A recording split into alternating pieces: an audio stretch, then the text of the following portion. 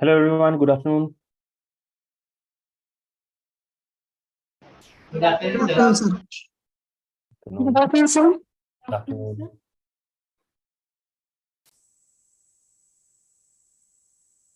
Okay, shall we get started? I think, okay.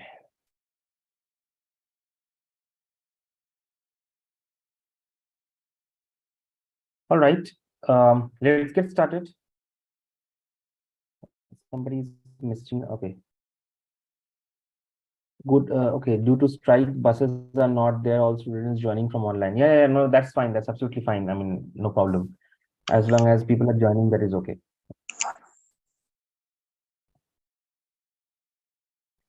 All right, let's get started. So today we'll talk a little bit about more of the interviews and interview techniques and how to prepare for the interview, etc. Because that was something which last time was requested. I have a presentation which I will kind of share, and then I will start talking through that more, right? So let me share my screen.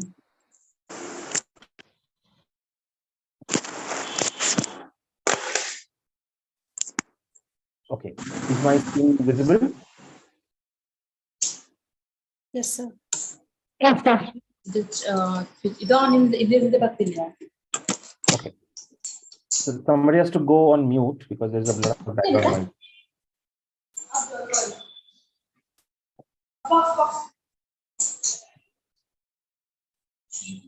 The dynamic infotech, I think, has to go on mute.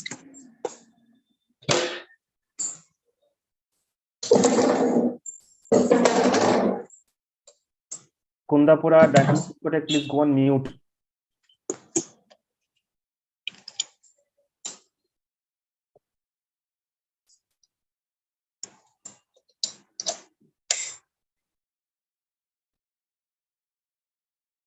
Okay. All right. So I still hear background noise. Kundapura, dynamic infotech, can you please go on mute?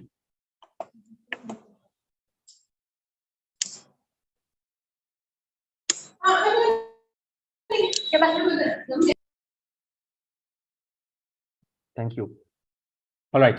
So my screen is visible, right? So so I thought, like, I'll walk you all through with the presentation and with some tips and techniques for how one should prepare for the interview. This is a the course and course that has been designed by the Career Services University of Oxford, and I looked into their content, and I felt that this would be really helpful even for the the course that we are talking about, and for our whole purpose, right? So we'll walk through that, and then at any point in time, any questions, etc., kind of we'll see, and then we'll discuss more, right? So one of the things to start first with is preparation for an interview, right? How do you prepare for an interview? How do you kind of go about it? I think that's important. So how do you kind of do that, or first, when you actually even get an offer for an interview, saying that, like, hey, what, we have been called for an interview, what is it that you should think in your mind first? Because it's very important. Like, mentally we are very well prepared, right? So that's the key thing, right? So one, you should know that the moment you have got an interview offer, you should start thinking that, okay, you know what? First point, your resume is definitely fine, because that's why you have been at the very instant even called for an interview. So which means, as a starting point, even before you get a call for the interview, it is very important that your resume or your CV has to be accurate, right? And maybe in one of the classes, we can also show, how you should be designing your CV. But just keep in mind, in general, your CV has to be something which is very, very simple, very, very to the point, just bringing out your relevant experience and skills, and well articulated, correct? If your CV is correct, the first stage is crossed. You are then called for an interview, right? Now, if that happens, what's the next thing? Which means the employer now wants to know more about you. They would have gone through your CV first, they would have understood, they would have scheduled you for the interview, and now they would want to know more. What you would need to do is, like, you have to prepare, and now you are mentally preparing for the interview, right? You are trying to figure out or predict what kind of questions that might come. You are doing your research, etc. And this entire experience is a learning experience, right? So a lot of times you may actually attend more than one interview. It's not that everybody attends one interview and there's 100% success rate. It could be more as well. But what is most important to understand is, like, every interview or every preparation is a learning experience. And over the time, like, as you start, like, preparing more, attending more interviews, working in the different jobs and industries, you will start becoming more confident, right? So hence, treat this as a entire learning experience and not as a failure. You should not be taking this as a failure. Any interview experience, whether you are getting the job or not, is a learning experience and not a failure, right? So that's the first thing you should keep in mind.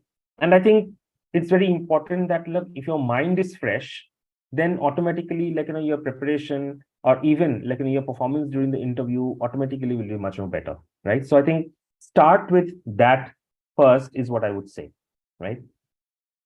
Now, typically, like, what does the interview, like, process kind of, looks like? What is the main purpose of of an interview, right? It is nothing but a skill in which, like, you can transfer your knowledge to the interviewer who is asking you certain questions and who is wanting to kind of, know more, right? What kind of, like, skills typically an interviewer is wanting to look from you? They would want to look whether, like, you have a good communication skills, whether, like, you are comfortable in leading a meeting or a presentation, or like, articulating something in a much more concise manner, whether you are a good team player, like, whether you have done something at a larger level or at a district level. So all there are various kind of things that an interviewer will like to look for during the interview process.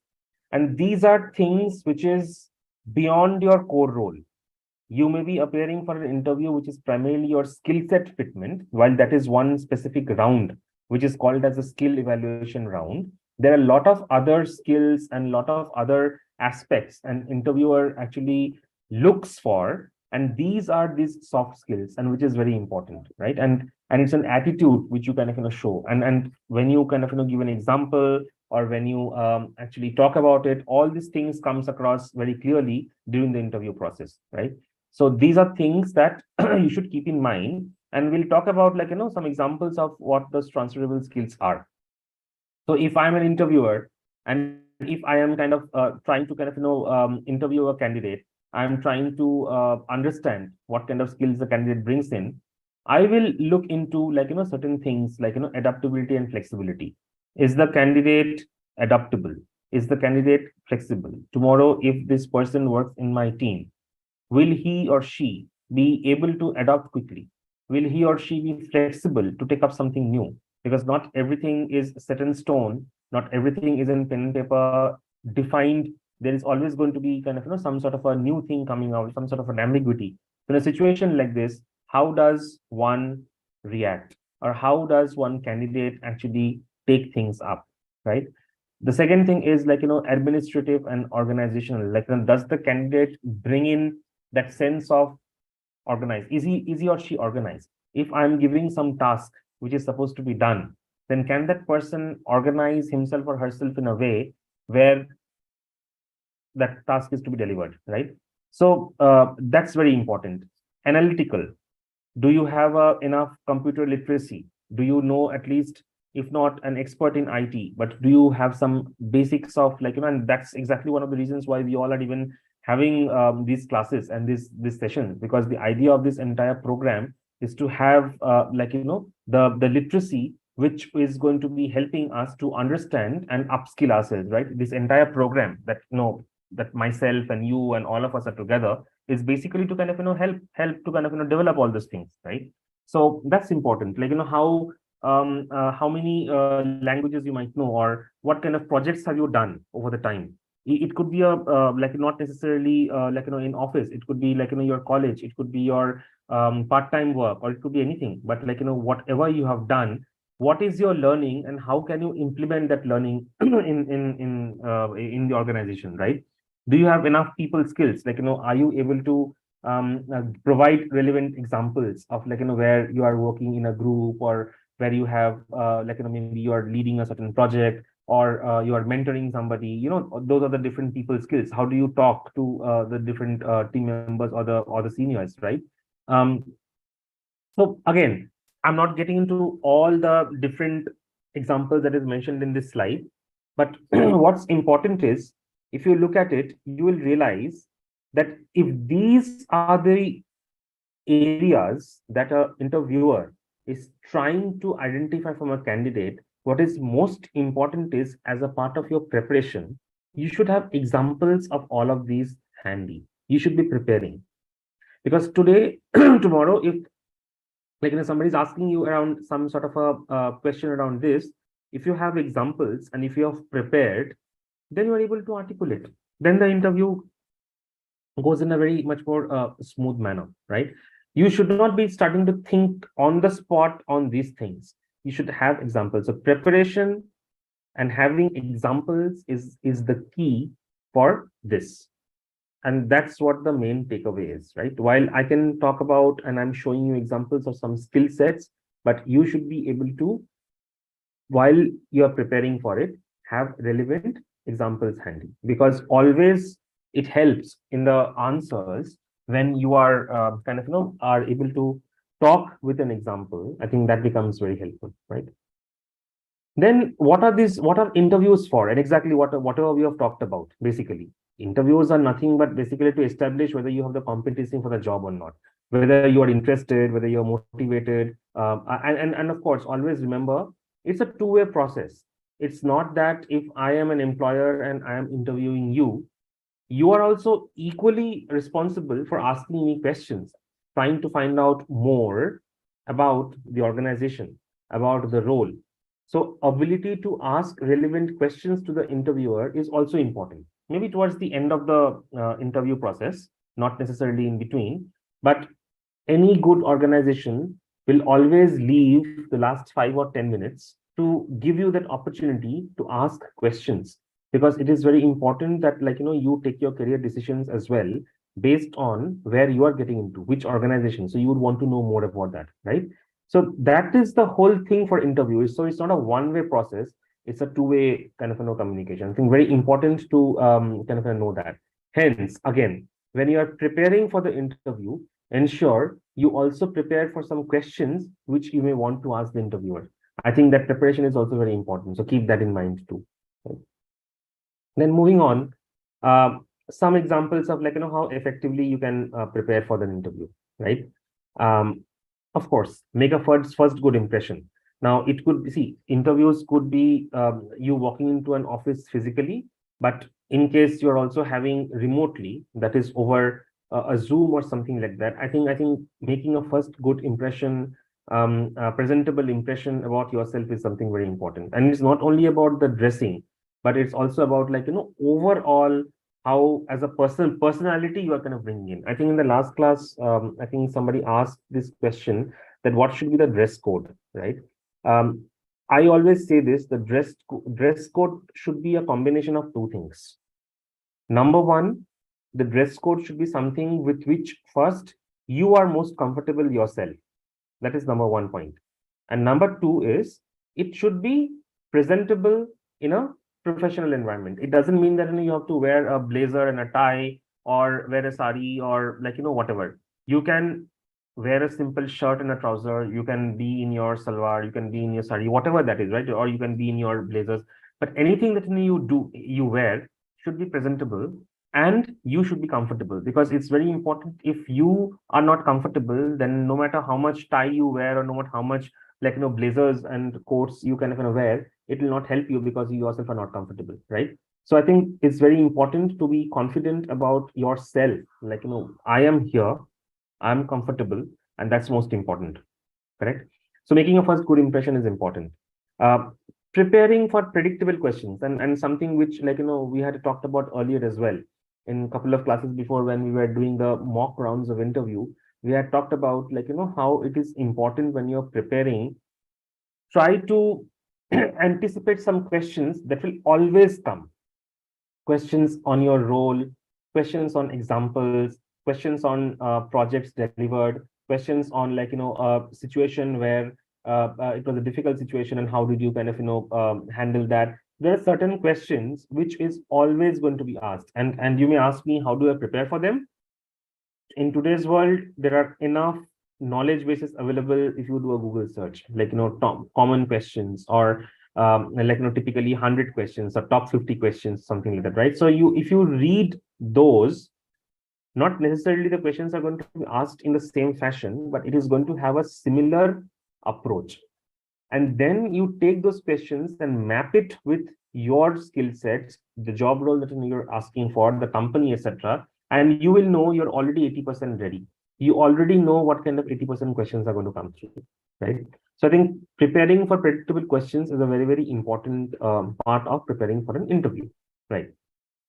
Responding to the like, the selectors criteria. So basically, if I am an interviewer and I'm asking you a question, your answers should be accordingly told that I am able to understand your answer easily. So if I'm asking about A, you talk about A, you don't talk about B. I think a lot of times what happens is, like, when somebody's asked a question, people go round and round. Talk to the point, make it very simple for the person to kind of, understand, and understand what the interviewer is asking you. Interpret that well, and then kind of, answer. So make it, like, easy for the person. So prepare on, so the more you're preparing, you already know what answers will give, right? As I said, 70 to 80% of the questions you can prepare in advance itself. So you already know.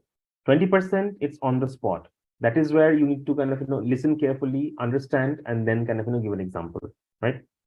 The other thing which I also feel helps is, for while you are preparing for examples, you shouldn't have just one example. I think for every question or every situation, you should have at least 2, 3 examples, because sometimes what happens is an interviewer might listen to one answer, might listen to one example, but they can have a follow-up question on the same thing. So you can then supplement that with another example. So always prepare for more than for less, so that, like, you have a backup. Correct. I think that's an important thing which like, a lot of people kind of miss out. I just thought I'll kind of let you know. Uh, Presentation skills, experience effectively, etc. So when the interviewer is asking about, okay, what are your skills, or, like, why do you want to get this role? Why should we hire you? Like, what is the skill you're bringing onto the table? But typical questions. So you should articulate, or why do you want to get this job? This is a very common question, right? So a lot of times people say, "Oh, I want to get this job because, like, I'm a graduate, I'm an engineer, I want to be in the data and AI field." All those typical standard answers. But everybody wants to do that. So how are you different from the others, right? So you should articulate in a way where you say that, in fact, this is a role which very much aligns with my career objective. That's a starting sentence. Automatically the interviewer is going to be happy to hear and curious. Oh, great. And this role aligns with this person's career interest. Okay, fine. Let me hear more what this person is going to say, right? And then you say, like, the reason why it aligns with my career interest is because this role offers me 1, 2, 3, whatever that job description is, right? For which I have the skill sets, I have done a project, or I have done a work, or I have worked in certain areas, right, on this. Automatically the interviewer will feel, okay, fine, great, this person started with, like, the interest, this career, this role maps with his career interest. Then these are the 3 specific things, like, which he has a skill sets for. And third, like, not only he has the skill sets for, but he's also kind of, giving me examples of that, which means this person has actually worked on that, right?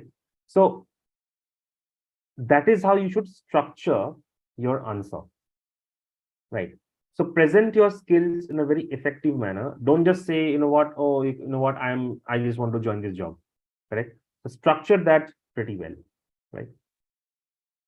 Coping with unpredictable questions, of course, like, no matter how much you prepare for an interview, there is always going to be some questions which is, as they say, out of syllabus, right?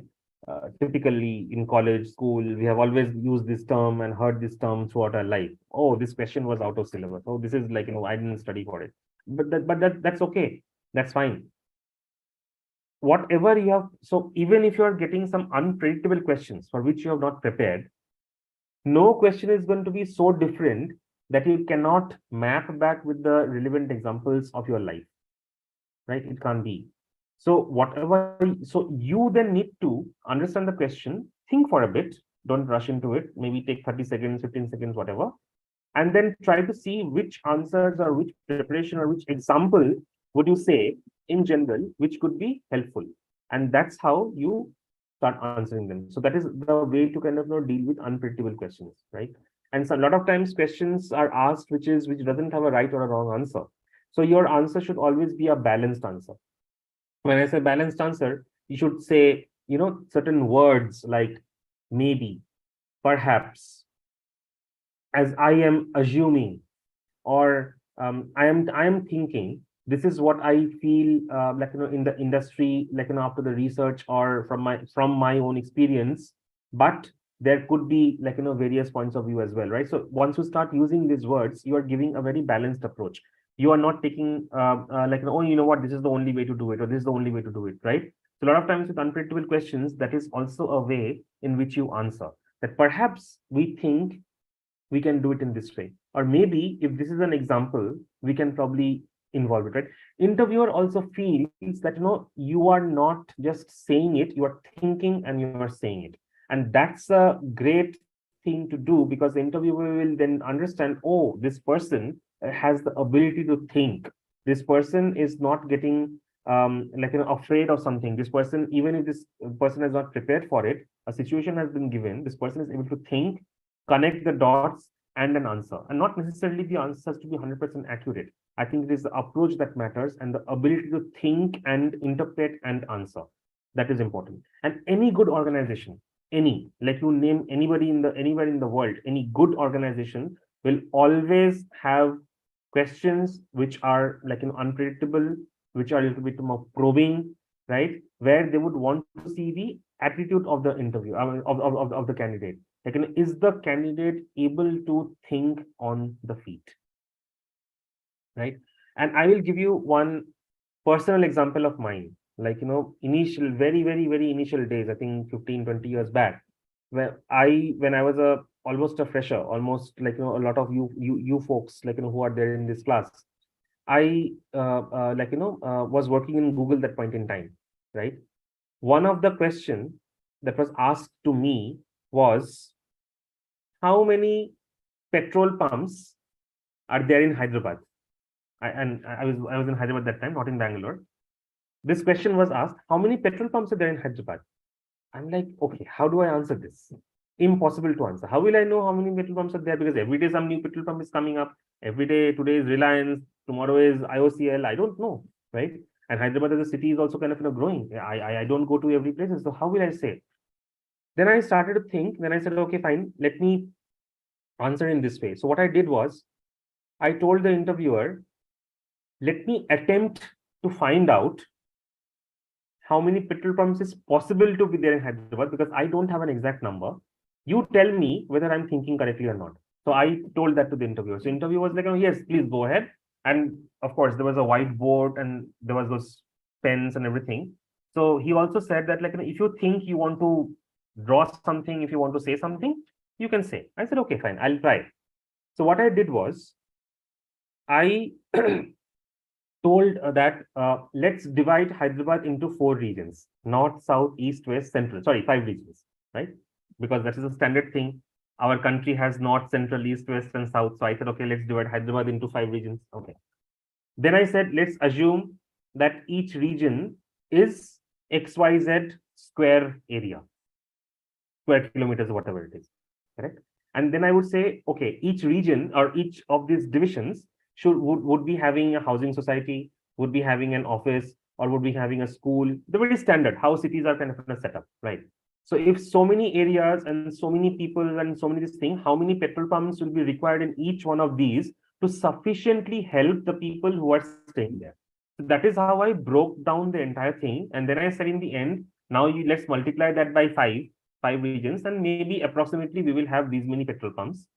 And if you want to go even further, while this could be the total petrol pumps, maybe Indian Oil might have X percentage, BPCL may have Y percentage, Reliance may have Z percentage.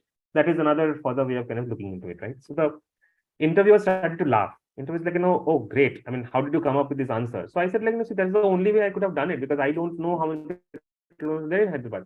Then the interviewer told me this is good approach because what interviewer was trying to do is he was trying to understand whether I'm able to think on my feet or not. He was not looking for a right or a wrong answer. He was just thinking that can I the problem into multiple parts and solve for each one of the problems, right? So these are the kind of questions that's asked a lot in the interview processes, and good companies will always ask you that. Because if you are able to think on the spot, or if you're able to kind of break down a problem given to you, simplify it, and make it a solution oriented stuff, then that's where you are dealing with unpredictable questions, you are dealing with probing questions, you are dealing with ambiguity, and you are not getting afraid to be in a situation which is not your comfort zone, right? So prepare, and if you are preparing for such questions in Google, you can type in Google and say interview questions on cognitive ability, right? The moment you type in cognitive ability and interview questions, you will get a lot of list of these questions, which because by now obviously everything is kind of available online, right? Or why even Google? I think right now we talked about generative AI in the last class. Go to ChatGPT, type in examples of cognitive questions, you will get a list of them, and you can start preparing and you can get an answers, right? So nowadays there's so many tools, but back in those days, 20 years, 15 years back, I didn't have a ChatGPT, I didn't have anything. I mean, it was more for me to just kind of think it on the spot. But then now you have an advantage. You have all these tools and resources. Use them. Use them to prepare for the interview, right? Um, I think after our last class, when we were talking about generative AI and etc., what I and I also showed you that video from LinkedIn, if you remember, right? What I then started to do myself was I started to use the same tool. So whatever I was teaching you, I was trying to apply that myself. So I went to the tool. I kind of typed in certain things, etc. On Monday, I was doing this on Monday this week, right? Today is Thursday. I was doing it on Monday, and I realized that it's a very powerful tool. The moment you start giving it inputs, it will give you all the relevant outputs. And I was looking for questions around interviews, I was looking for questions around roles, looking for questions around some sort of a presentations, and everything is available. So all I'm encouraging all of you to do is please use these tools and prepare whenever it comes to the interview. And I think you will see a marked difference when you are prepared for these, right? So try this out, this thing, right? And the next section is also about research. Exactly what I talked about. What are the things that you should be typically preparing for? Of course, the role that is being offered to you, the job description, what is this role all about? The employer, very important to understand where you are joining. If the employer is not good, then I don't think that's a good place to kind of work, right? So do that kind of research, do it in Glassdoor, do it in LinkedIn, search for what kind of reviews you get from about the company, etc. Correct. Think about your own self motivation as well. Why do you want to take up this role? Why do you want to take up a role A and not a role B? You should, is it just for the sake of I need to do a job? Then that's not a that's not going to happen, right? But you should also, is it just because it is going to be convenient? No, we all want convenience in our life, that is true. But if your approach is I want a job only to kind of be convenient for me, that's not the only example that that will help you, correct? So your own motivation, your skill set mapping, what qualities do you have? There are questions in the interviews that the interviewer wants to kind of find out is what kind of strengths you have and what kind of weaknesses you have. And sometimes it is very difficult for all of us to actually say what our weaknesses are. Or if I just kind of pick up any one of you right now and tell, can you please tell me two of your weaknesses? You will struggle. But if I tell you, like, can you tell me two of your strengths? You will probably tell it much more easily, because as human beings, we always like to talk about our strengths, but we all have our weaknesses as well, right? So you should also think of, like, what could be your weakness, but don't let your weakness be so weak that the interviewer feels that, okay, fine, you know what, this person is not even qualified to be in the role here. What you should talk about weaknesses is something which you have identified, something which you are working on, something which you are learning, and something which you are trying to kind of develop, right? For example, in one of the interviews recently, I think few months back, that I was kind of doing, where I asked this question to one of the candidate. So it was a digital marketing role, and I asked the candidate, like, okay, fine, so you have talked a lot about your examples and everything. Tell me something which you're not good at, or something, like, which you feel is a little bit of your weakness. This candidate told me that, he doesn't know how to do designing, whereas designing is a very important component in a overall digital marketing. So I said that, how is that a weakness? I mean, maybe that's a skill set gap. So he said, like, no, I mean, it could be a skill set gap, yes, and I'm learning on that, but it also is a weakness some point in time, because a lot of times when I am having to review the creatives, I'm having to review the the designs, etc.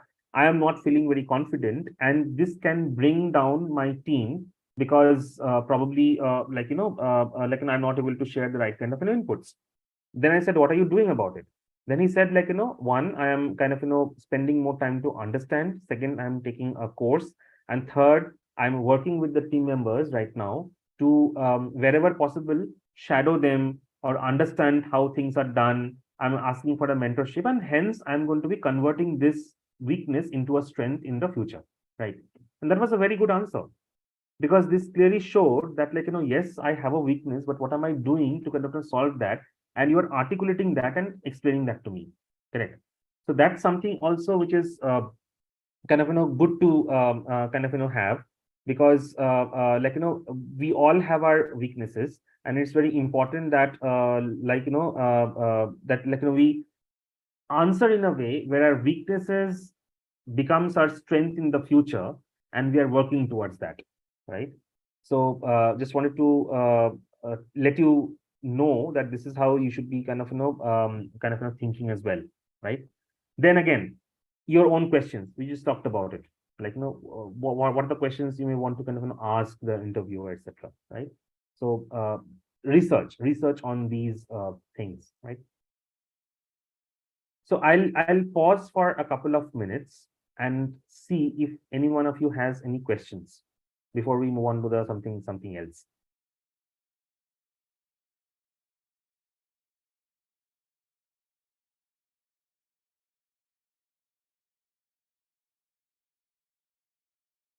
I'll pause for a couple of minutes. Take your time. Take 2-3 minutes to think about it. I'll come back and join after 2 minutes. Think about it and tell me till now whatever we have learned. Any questions that you have?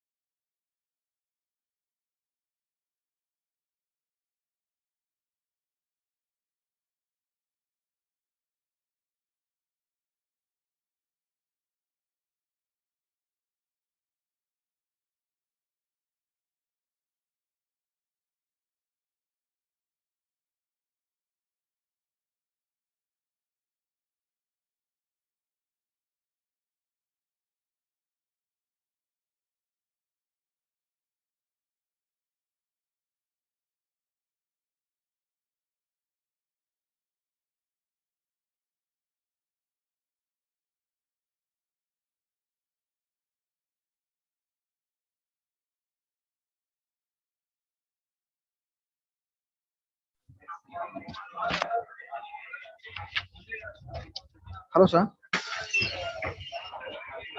Hello, sir. Yes. Okay. I'm Good, back. Yeah. good afternoon, sir. Yeah.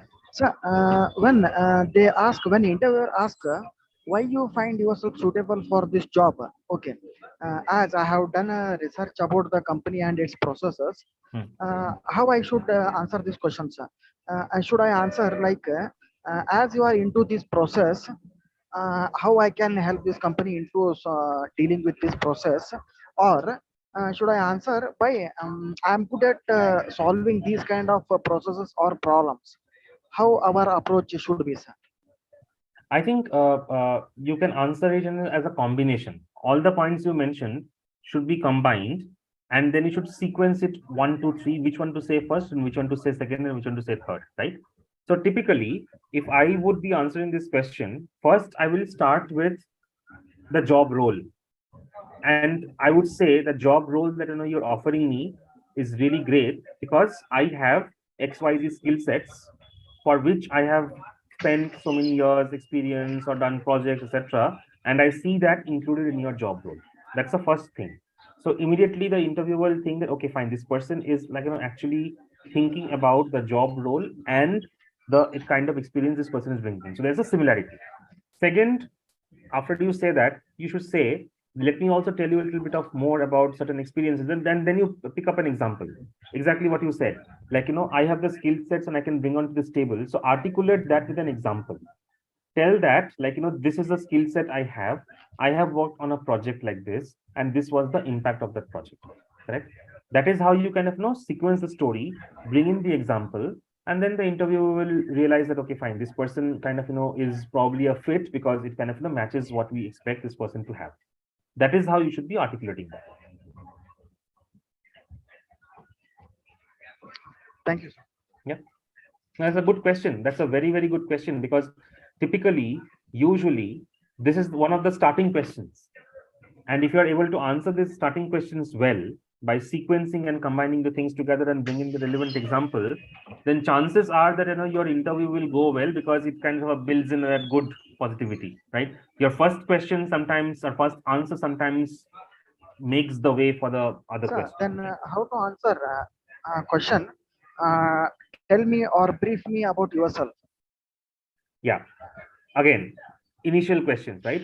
So typically what I do is like, if somebody asks me this thing, I start by saying that, of course, my name, right? And then I say like, this is where I'm working right now. I have an overall X years of work experience. My work experience has always been in digital marketing and technology and digital, right? Like, I love to kind of, work on XYZ kind of projects and I'm looking forward to having more interaction with you as a course of this. Very simple 1 minute introduction, not beating around the bush, but just directly. Sometimes people go on and on and on, not required. Just use sentences like I have an overall years of experience. Most of my experience has been in this and this, and like I have been kind of involved in certain XYZ kind of projects, and I'm here to kind of discuss more with you. That's all. Thank you, sir. All right. More questions? I think these are good questions.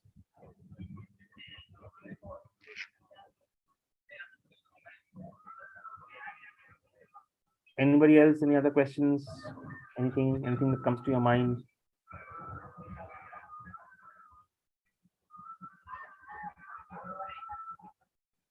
Okay. If not, we'll go back to the presentation. And then, of course, Sir, during... I have got one more Yeah, question, sir. yeah, Excuse me. please go ahead. Go ahead. Yeah. Sir, how to deal with the situation wherein guy having experience into financial markets Mm-hmm. after getting equipped with AI and Python is looking for a career in data science. So if the same comes as a question in the interview, Yeah. how to answer, sir? Okay. So firstly, you should answer by saying that data science is applicable to all industry, and financial services is one of those industries, correct? Okay, sir. Because you have worked in financial services as an industry, you understand the business and the market pretty well, because naturally you're knowledgeable. But now Now what you want to do is you want to take it to the next step by using technology of a data science, Python, AI, and all those things to analyze and do more for the financial services of the industry, or for that matter, any other industry, correct? So you're working in a particular industry has given you that business knowledge. Data science and AI technology, what you're learning is giving you the technology knowledge. So how are you going to marry technology and business? And that is where, like, you're going to be contributing. That's how you should be answering. Thank you, sir. Okay, all right. I think let's share the screen again. Hello, sir. Yes. I'm Sinchana from Safety Infotech Kundapura. Sir, Okay. my question is how to answer decision-making questions in interview. Like some interviewer can ask about agreement to a company-related question. So how to answer it as a job seeker? Give me an example of a question. A decision-making question. Like, just help me understand a little bit more. Agreement-related questions, like 3 years of to a company, agreement-related questions. Oh, you mean to say the company is asking you for 3 years you have to work here? Yes, Something sir. on those lines. Okay. Yes. Okay. Right. Are you comfortable with that or not? That's the kind of question, right? Yes, yes. So, okay. So you can, okay, before that, like even before you answer that or reach a situation like that, I think I would say it depends on the company, to be very honest. When you are doing your research, I think one of the points I mentioned that, like, you should look at who your employer is and what is the benefit this employer is giving you, right? If the company is good, and if you see that, like, this role in the next 3 years is going to really help you to kind of, grow based on your research and everything, then you can confidently say that, like, you are open to like, such an agreement, because you're showing your flexibility. See, if you say no, then the company thinks, like, you're not flexible at all, right? So you should never say no to that. Even if you don't want to, you should still not kind of, show that inflexibility. You should be flexible. So you should say that, like, thank you for kind of, letting me know this rule. I am flexible, and I would be okay to kind of, serve for a long term in your organization. You can use this sentence. I am okay to serve for a long term in your organization, right? At the same time, like, I would also like to evaluate, like, what is it that, you're offering me? What is the compensation? What is the, like, role?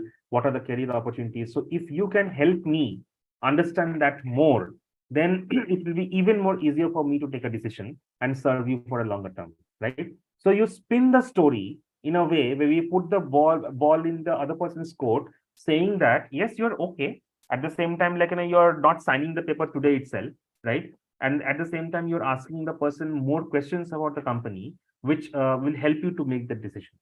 So I think that is a way, in a very neutral way, you should be able to kind of, communicate. Does it make sense? Thank you, sir. Okay. That's a good question. That's a very good question. I think, like, a lot of times companies actually do that.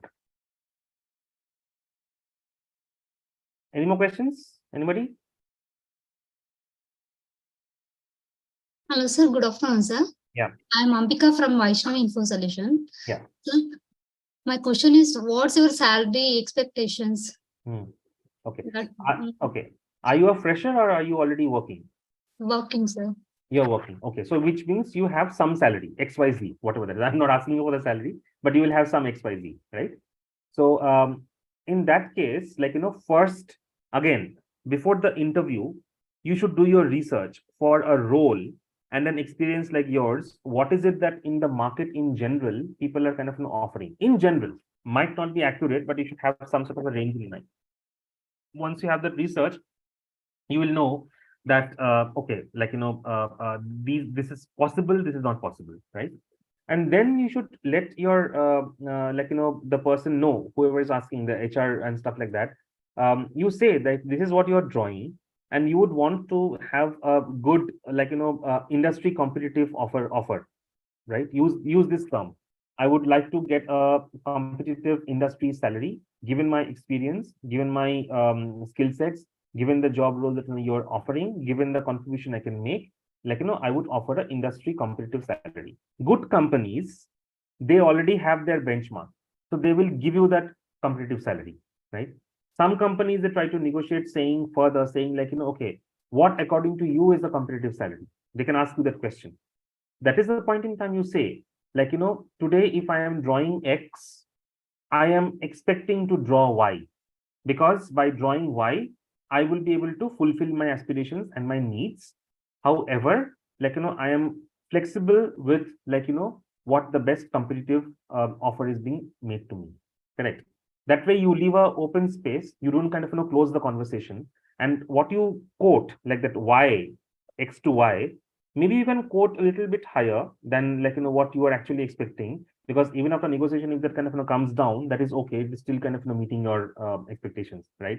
So show the flexibility, don't close the door. At the same time, like, don't commit right there and there. If you're still not sure, you can always, like, take more time. You can always take more time and say, what, you tell me what is the best you can offer me. Give me some time to think about it, and I'll revert back to you. And then you kind of take 1 or 2 days, and then you revert back saying, what, this is fine, or no, I think I need a little bit more, or like, this is not helping me. So what can you do? A lot of times, like, when you take a time and revert back, if there is a flexibility, the HR or the company can offer you a little bit more. But sometimes, like, if they have already offered you something which is really good and as per like the competitive rates, etc., then of course, like, you have to accept it, right? So that's the way you should be kind of, having this conversation. Thank you, sir. So one more question. Mhm. What is your strength and weaknesses? Yes, so it will depend from person to person, obviously, because your strength might not be the strength for the other, or your weakness might not be the weakness for the other, right? So I think what you should really do is you should look at your overall career. You should look at your overall impact that you have made in the past, etc. And from there, you should pick up a couple of strengths which you think was because of your strength you are able to deliver. So that's the easier part, right? Weaknesses, again, as I gave you the example earlier, right?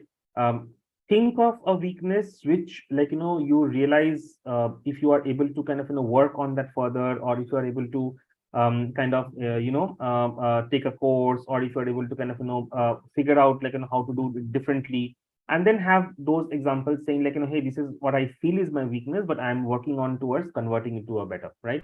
It could be anything. It could be, like, maybe your weakness could be, like, maybe you are not good in presentation, or your weakness could be like, maybe, like, you do not know a certain skill sets or a tool, or your weakness could also be, like, you are unable to kind of get everything in a organized in a particular like, Excel sheet, maybe, right? It could be anything. I don't know what weaknesses vary from person to person, but choose a weakness which is simple.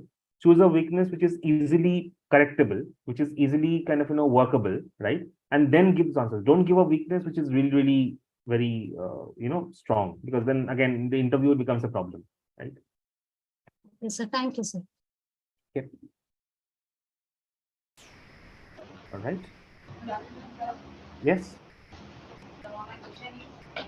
And I cannot hear you. You have to speak a little louder and near the mic. Good afternoon, sir. Yeah. So myself, I'm Archana. Mm-hmm. So I'm Kavita from Computer Computers. Yeah. So when I am fresher, my interviewer will say why I need hire you instead of experienced person. Okay. You are a fresher, and the interviewer is saying, why should I hire you, like, instead of an experienced person, right? Yes, yes, sir. Okay. So firstly,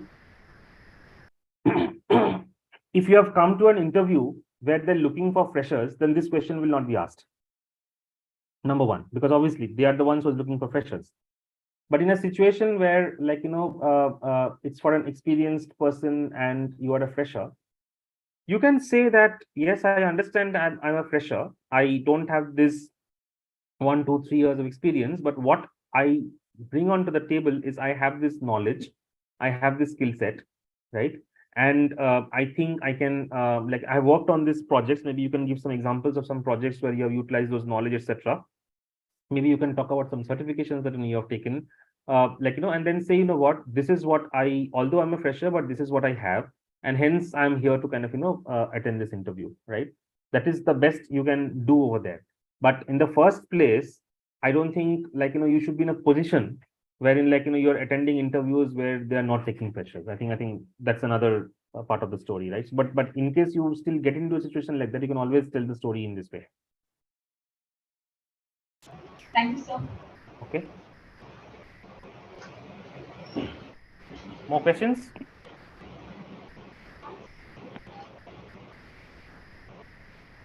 Sir, Yes. one more question.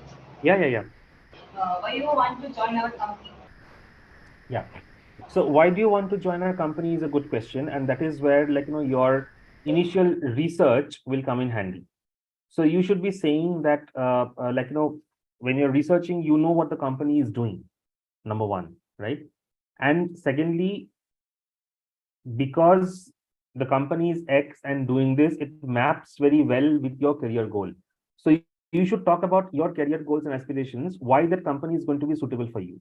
So for example, let's say if your career goal is to work in, I'm just taking an example. If your career goal is to kind of work in a financial services, right? Maybe a banking, right?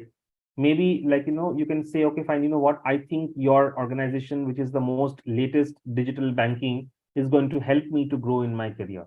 And I feel that I have the skill sets, and working in your organization is actually going to be helpful in my own career and growth, and hence I have chosen this company. And maybe you can give some examples as well while you are doing the research about the company. You can talk about I was doing a research about your organization, and I found that you offer this kind of career options, or this is what you are bringing in, maybe there could have been some company announcements, or there could have been some programs, right, which we all do a research before joining the company.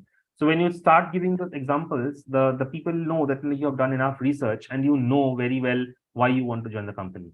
Correct. So show them that you have the knowledge because you have done the research, and this is why you would want to join the company. Okay, sir. Thank you, sir. Yeah, thank you. Okay, anybody else? Any other questions? Sir, I have a question, sir. Yeah. Sir, why do you change the branch from mechanical to IT field like that, sir? Okay, so you can talk about okay, before that, Vinayak, right? How many years of experience do you have? Sir, only 1 year of experience, sir. Okay, great.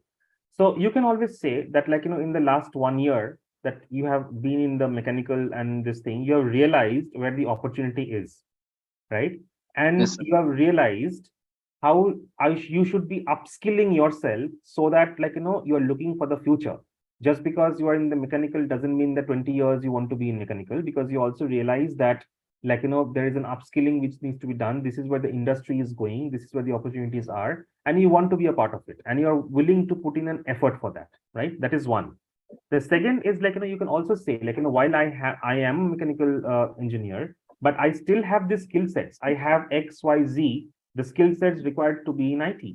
And hence it's a combination of opportunity, my career aspirations, my skill sets all together. I would want to be in the IT because in the next 10, 15, 20 years of my life, I would want to kind of grow, right? That's how you kind of spin it and say all the three factors together. Yes. Thank you, sir.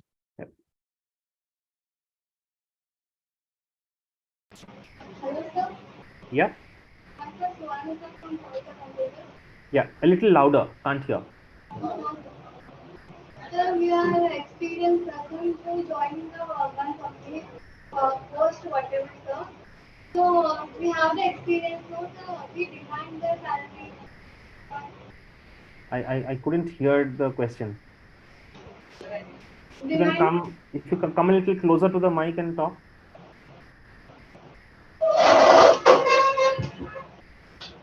sir, we are experienced person, so we are demanding the salary. Is that okay, sir? How many years of experience do you have? Sir, no, sir, I'm a student, sir. Now. Okay. You are just giving a situation, if it's an experienced person. So what kind of salary should the person ask for? See, it again, as I told you, I think somebody from VIS also asked me the same question, right? So it's the same thing, like, you need to think of like, what you are currently drawing as a salary, and then talk about like, an industry best competitive rate. Correct. And most good companies will actually offer you that. Some companies which may still ask you for the question, okay, fine, no, why don't you come up with a figure? Then you say like, okay, fine, this is what I'm drawing. My aspiration is to kind of, get this, because that by get from X to Y will help me to kind of, grow and sustain. And that is what your expectation is. You can always go ahead and say that. Okay. So what about pressure? Fresher, again, I don't think you have too much of choice. Fresher, I think wherever you are kind of, applying, they will already have like, certain brackets for salary, which they will offer the fresher.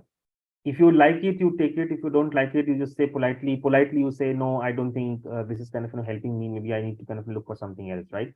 But usually for freshers, they already have certain numbers in place wherever you're going. That is all they will offer you.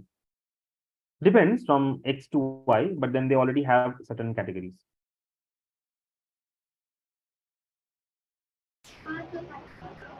Yeah. Okay. Any more questions? Anybody? If not, we'll go back to the presentation. Yes, I'm audible. Yes, you're audible. Okay, so my name is Sriram from Sistine Protect, and my question is, um, the interviewer puts me in a situation where because due to me the company has lost a good client, so the manager is now firing me. Mm-hmm. So at that time, how would I face that yelling from the manager and make myself stay in that company? Okay. So two ways to look into it. One is like, if the manager has already decided to fire you, right, then you can't do anything about it, no matter what, right?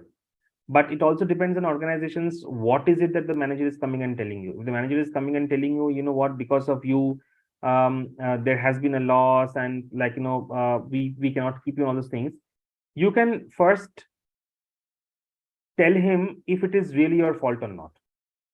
Correct. You can tell him that, like, if and if you are genuinely at fault, then you accept it. Then you accept it and say that, like, yes, I have made a mistake, but I'm ready to kind of, correct it. Give me an opportunity. If you have not made a mistake, then you can also bring that out saying, you know what, I did my job, and I do not think like, this was an error from my end. Correct. But if you are telling me something, I'm listening to you. That is the way to kind of, tell the manager, right? If the manager is good, the manager will definitely kind of, understand, like, where things are going wrong, and like, they may offer you an opportunity to correct and everything and stuff like that. But if the manager has decided to kind of, no, I don't think it's working out, then anyways you can't do anything. But you stay polite, you stay calm, and you say, okay, fine, like, I will accept like, what it is. And especially like, if you have made a mistake, you can always, there's no harm in raising up a hand and saying, like, I have done an error and I am looking to kind of, correct it, right? So a good manager will always give you an opportunity to correct it.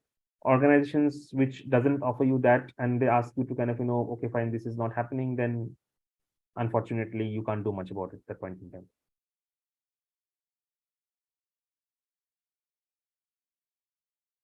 I hope I was able to answer the question, because this is Yes, sir. yeah. Another question, sir. The interview also asked me that there's an issue in the company that the manager is not treating you well, and he's putting an environment to you that you're not working there comfortably. So you have already said that to manager that the working environment is not good, and the behavior that he is getting from his seniors is also not good. And the manager has not taken that serious issue of mine. Yeah. So at that time, what I will be doing? I think what you should be doing is, then in that case, like, you should be talking to the manager of the manager, right? Or somebody senior up, or every organizations, they have their HR and like, people operations people, right? So that's a team where they are the ones who kind of set the policies and guidelines for the organization. So you should always go and kind of have a conversation. Now you should say very clearly that the idea of having a conversation is not to complain. The idea of having the conversation is to bring forth your pain points, but not a complaint. you would want to kind of, bring forth the pain points and request if like, a help can be provided, because if a help is provided, if the environment is good, then it all just becomes easy to kind of, work. Correct. So I think the key thing here to be telling is like, you would be speaking up, number one, speaking up to the relevant people, right? And number two is speaking up not to complain, but speaking up to actually seek help. I think that this is an attitudinal question that the interviewer tries to understand from the person. The moment you say like, you're bringing forth to seek help and not to complain, I think that's a positive attitude, right? So that's how you should be kind of presenting this. Is that okay?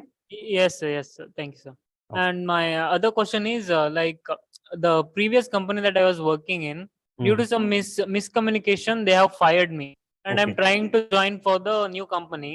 Yeah. And while attending the new company, the interviewer asked me that why they have fired you.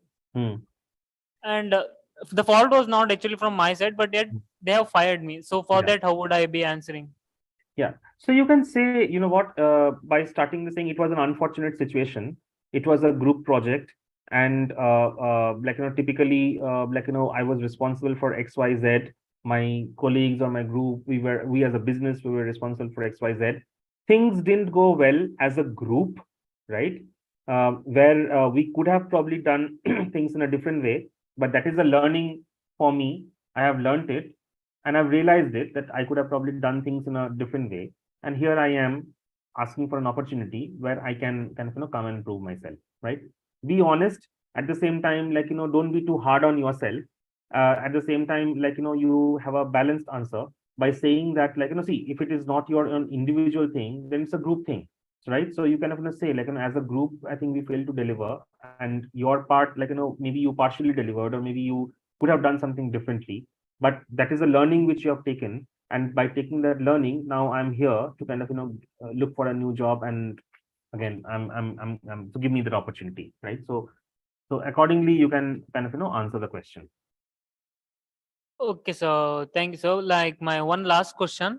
Yeah. The interviewer gives me a question that one of my colleague or female staff, she's working with me. She complains to the manager that I'm abusing her. Okay. And the manager is in the favor with that female staff itself. Yeah. So at that time, how could I face that situation? I think again, like, be very polite and say, like, can you please tell me if somebody is complaining about me in terms of abuse, what is that abuse? Like, what have I done? If I have crossed my limits, then please tell me, and I'm sorry, and I will not do that.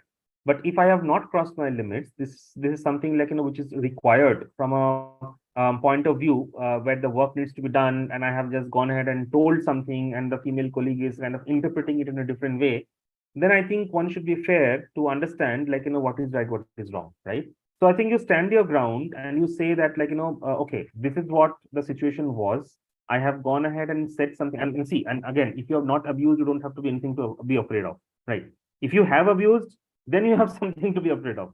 Then you can't do anything about it. But if you have not, then you have nothing to be afraid of, right? Then you can just simply say, like, this is the sentence I have said. Is this abuse? If it is, then my apologies, but I don't think this is abuse, right? And then you have the conversation, but have the conversation in a very polite manner, because these are very sensitive topics in an organization. Whenever this kind of complaint, etc., happens, so one cannot lose their cool. One has to be really, really careful and careful about the words and the sentences they kind of use, right? So the more the polite you are, the better the chances that, like, people will listen to you. Yes, sir. Thank you, sir. It was very helpful. Thank you. Hello, sir. Yeah. Sir, I have one question, sir. Yeah. Sir, I have done M.Com, sir, but now I'm teaching C, C++, Java, and web design. Shall I get jobs in IT companies, sir? In which company? IT companies. Yeah, of course. Why not? I think, see, IT is an industry where they welcome people from all backgrounds. If you have been teaching, then in IT companies, you can look for, like, jobs that is related to, like, learning and development. I think that is a fitment. If you are if you have some other skill sets, then you can look for relevant companies in relevant jobs in any IT company which will offer you that, right? So IT is an industry which is not only related to technical and coding and engineering and data. IT is an industry which offers jobs across all the various functions, correct? As long as you have the right skill set, you are able to kind of get a job. So yes, you will get a job. Okay, sir. Thank you, sir. Hello, sir. Mhm. So I'm Rachna from Kavita Competition. Yep. So actually, I am pursuing PhD degree with mathematics and physics. Even I have joined Can't hear, can't hear. Pursuing PhD in? PhD degree with physics and mathematics. Sir. Okay, okay. Even I have joined here IoT with Python course Kavita Computers. In future, how they will hire me? That mean based on degree or based on course? So in Kavita Computers, what are you learning right now? What is your specialization? The IoT in Python. IoT. Okay. And also completed in OLC. Correct. So correct. So because you have a science degree, I think one is obviously you have the skill sets in terms of analytical, mathematical, and all those things, right? I'm assuming, right? Second, you are studying what you are in Kavita Computers, which is to kind of help you learn more about how you can apply your learning, etc. Right? So there are multiple opportunities and jobs in the IT industry which requires this kind of skill sets. They need people with a background like yours. They need people who are kind of getting skilled in the latest technologies, right? Because a lot of projects they have. So again, plenty of jobs available. Just a matter of cracking the interview and getting in. Okay, sir. Thank you. Like for example, if you look like companies like Accenture, they hire a lot of people like you, right? Similarly, other companies as well. Thank you, sir. Yep.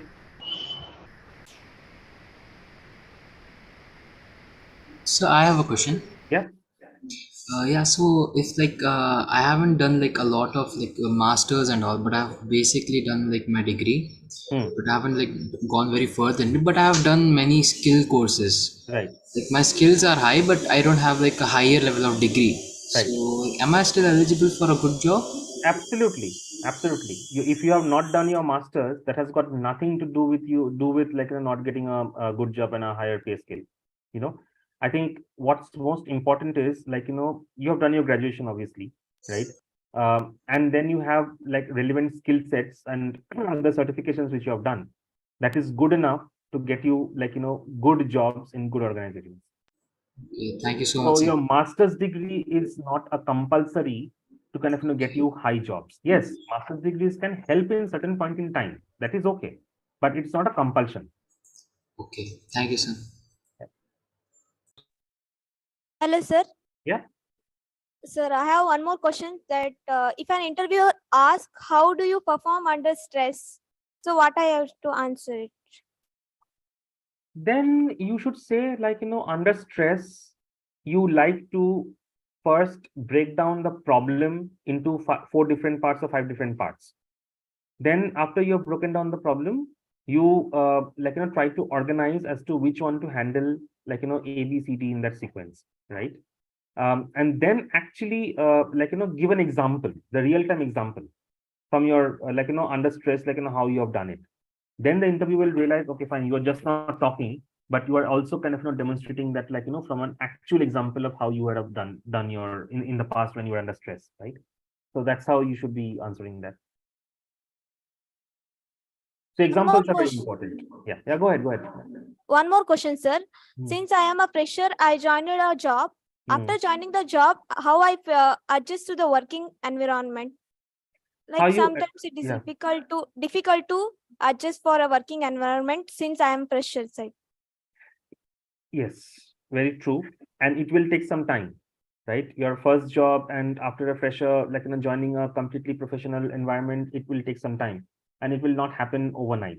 But I think what you should do is once you join the organization, you should first try and understand the organization culture.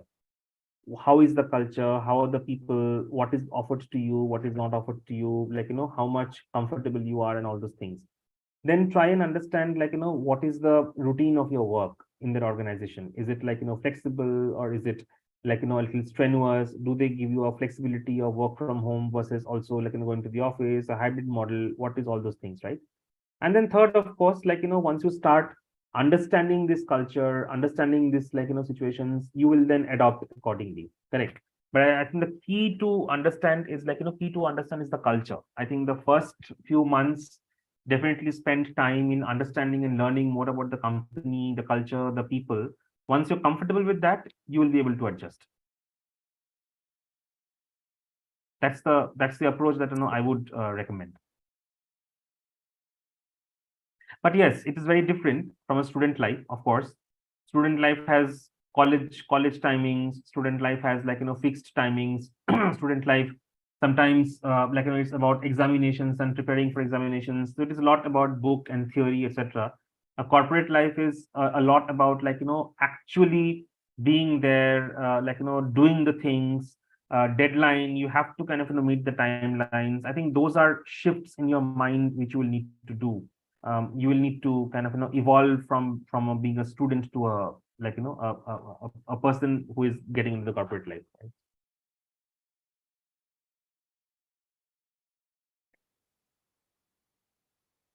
Okay. Good afternoon, sir. Yeah. Myself, Satish. Mm-hmm. Interviewer has given a situation where I was failed, and he is asking about how do you handle your failure and how do you bounce back from it? How to handle this situation? Sorry, tell me again. Interviewer is giving you a situation where I was failed, sir. you failed. Okay. He is asking about how do you handle your failure Mm-hmm. and how do you bounce back from it? He didn't mention the situation.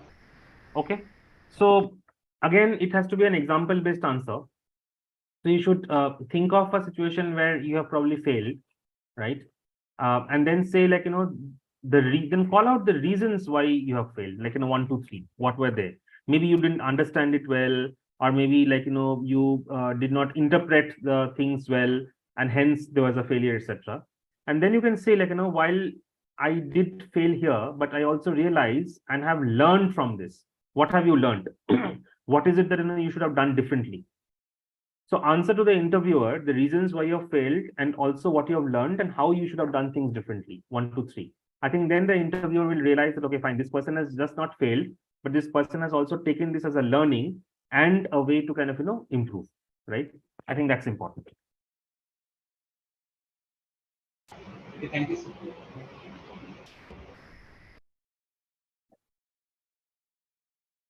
Okay, great. So there is some part of the presentations left. Let's look into that. Let me share my screen.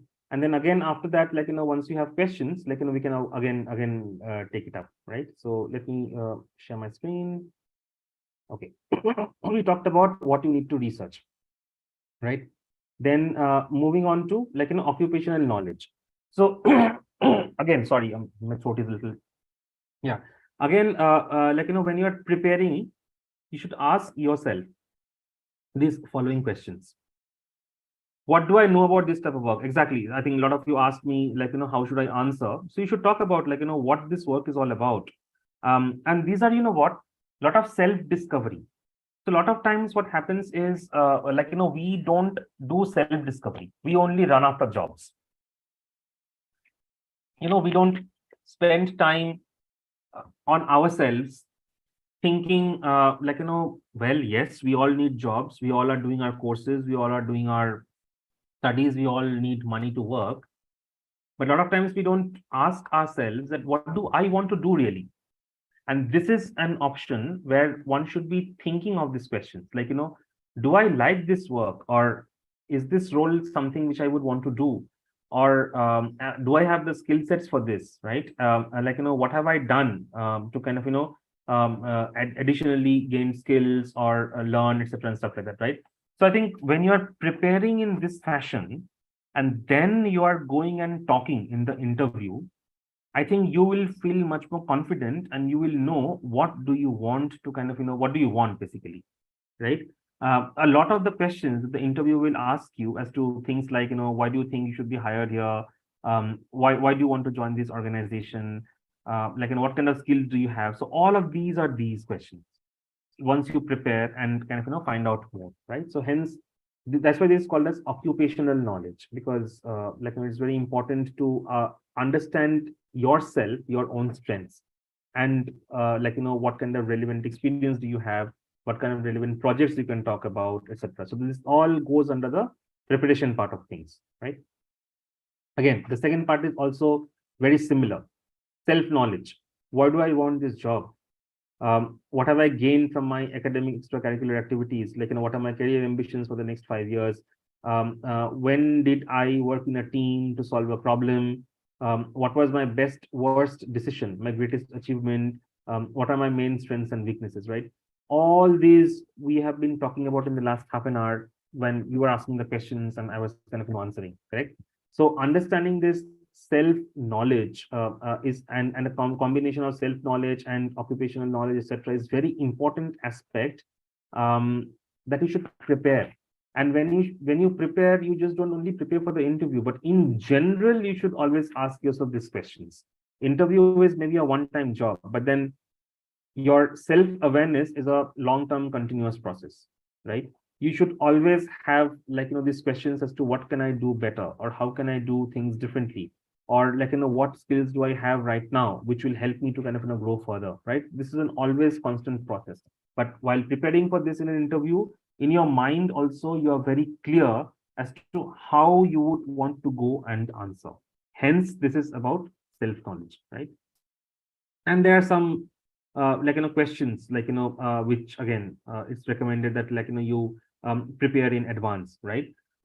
Avoid basically have some questions ready which you may want to ask the interviewer towards the end of the interview. Avoid asking questions where there has already been a discussion during the interview. No point, because you've already gotten the answer. So ask questions which was not discussed in the interview, but you have that inquisitiveness, or you have that eagerness to kind of learn more about the role and the organization and the career, etc. Ask those kind of questions, right? Again, if you have all your answers already and you don't have any questions, you can say that. But typically, in a 30 minutes or 40 minutes interview, you may have not gotten all the answers. You may still want to kind of, have some questions asked, right? So hence it is important to keep things prepared, like, keep things ready, in the sense, like, in the moment you get the opportunity in the interview, when the interview tells you that, okay, you know what, please ask me any questions that you have, ask that question, get more clarity, right? Typical body languages, right? And again, it could be your face-to-face interview, it could be your Zoom interview. But... Hello? So in the previous slide, yeah, the fourth point, sir, if you are stuck and ask the individual interviewing you, if we ask like that, the person interviewing us, he may get offended and we may score negative by asking this question. No, here I think what it means is, like, if you are stuck, ask the individual interviewing you, why did you join? How would you describe the culture here? What do you like and dislike in the job, right? So here the meaning is you are actually wanting to know from the interviewer more about the company culture. So for example, let's say you are interviewing me, correct? And I am asking you, okay, Chandrakant, can you please tell me, like, what has been your experience working in this organization?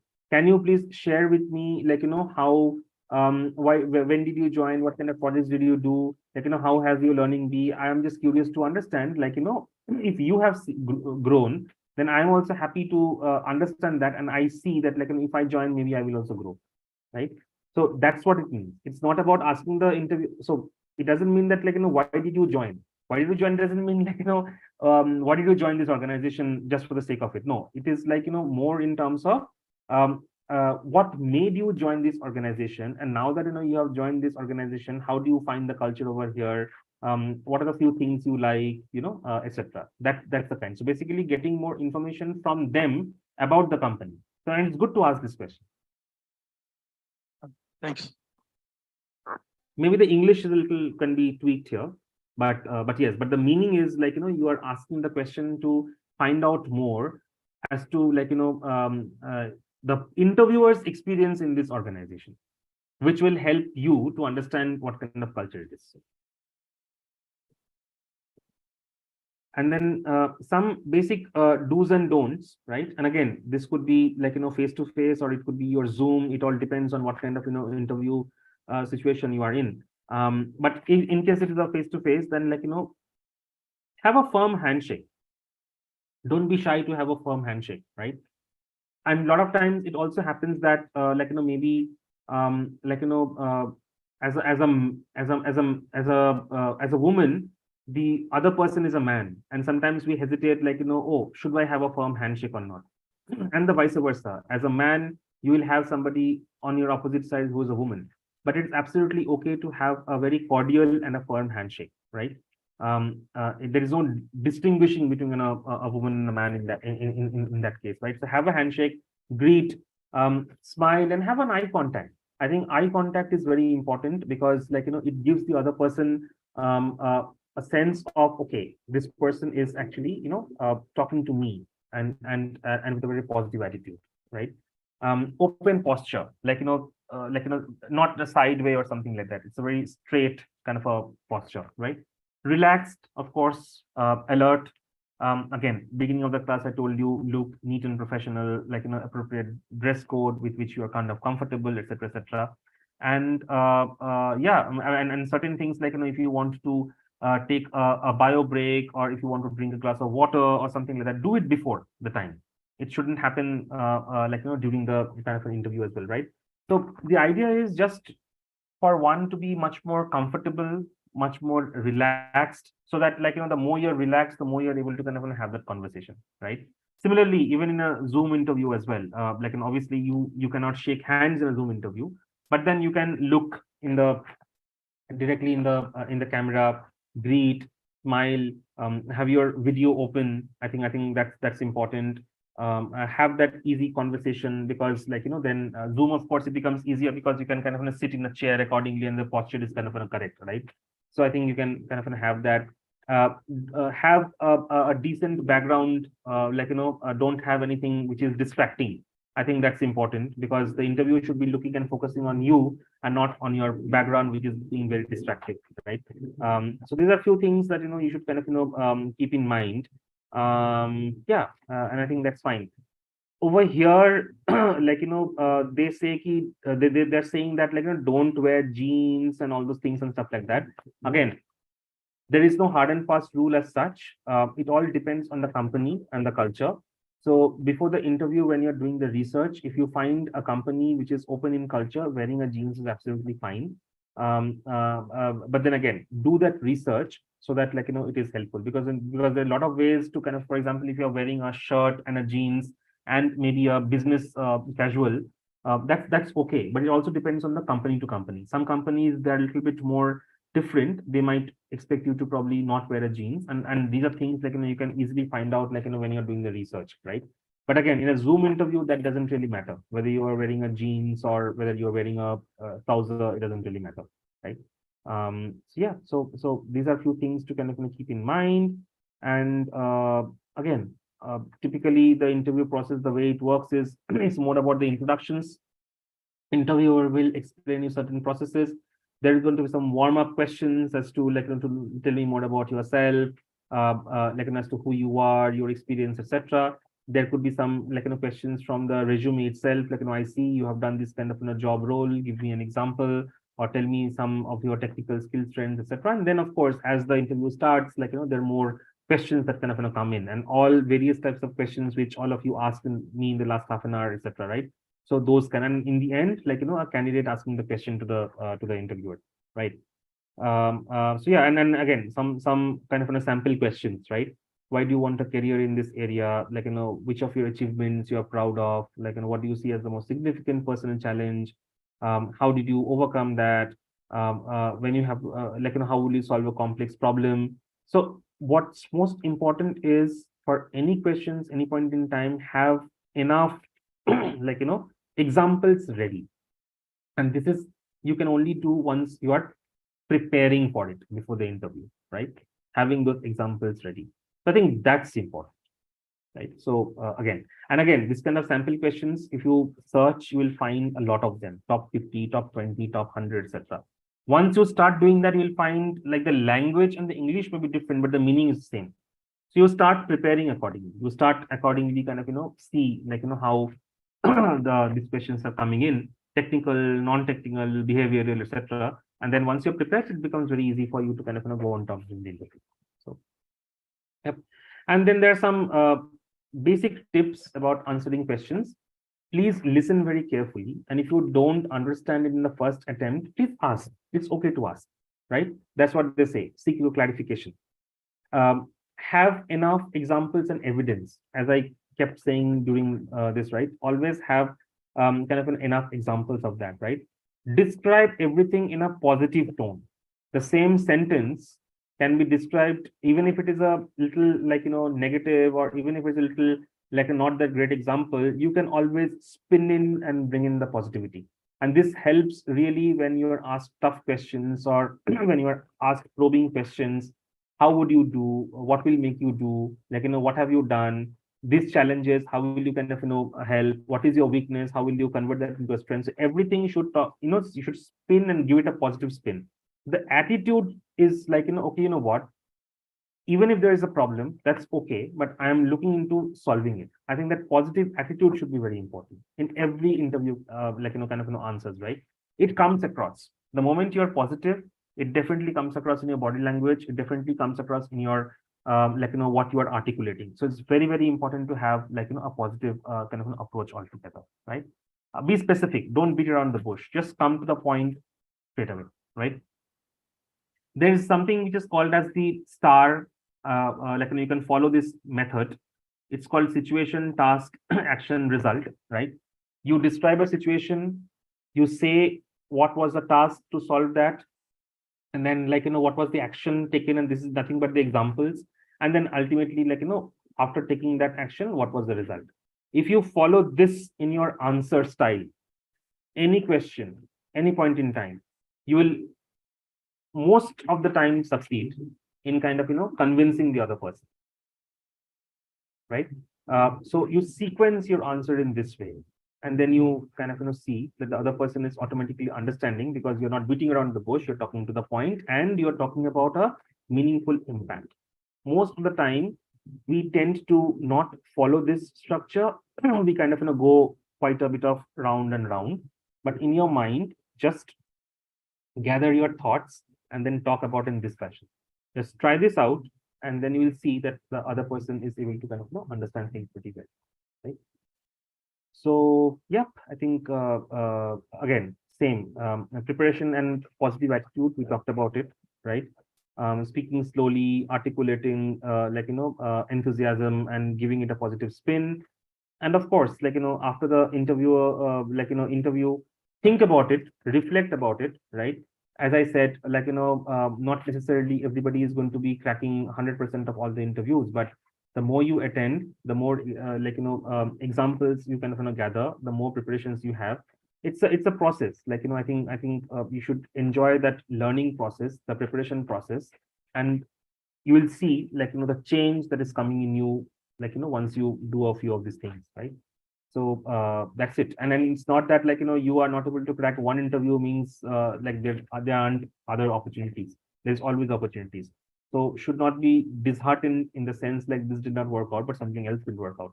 But give your best and be positive is important, because if you don't do that, then it becomes a challenge in any of the interviews that you appear for, right?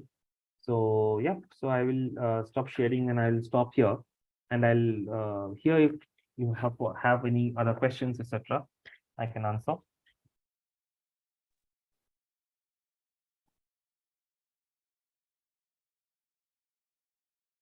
Sir, by 2019, sir, mine is the MBA Finance, and by 2019, I was having 14 years experience into Bangalore, sir.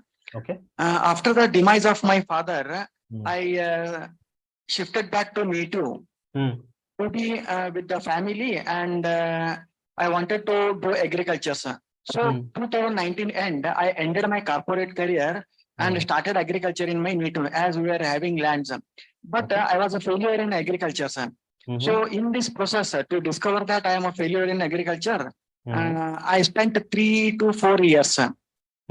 Okay, so now I'm back to look into corporate career. So how to manage the situation now, sir? So I think firstly, I must congratulate you because you are very openly coming and saying that you have realized you have failed, and which is very good to say. Trust me, a lot of us, we are very afraid to talk about our failures. I think that's the first step towards winning in my mind, right? That's the first thing. So how would you want to come back into the corporate world? I think very, very clear, whichever opportunities you are getting in the corporate world based on your experience, based on your skill sets, or whatever you're learning right now, in the interviews, you have a very open and clear conversation saying that, this is what you were doing. You wanted to try agriculture.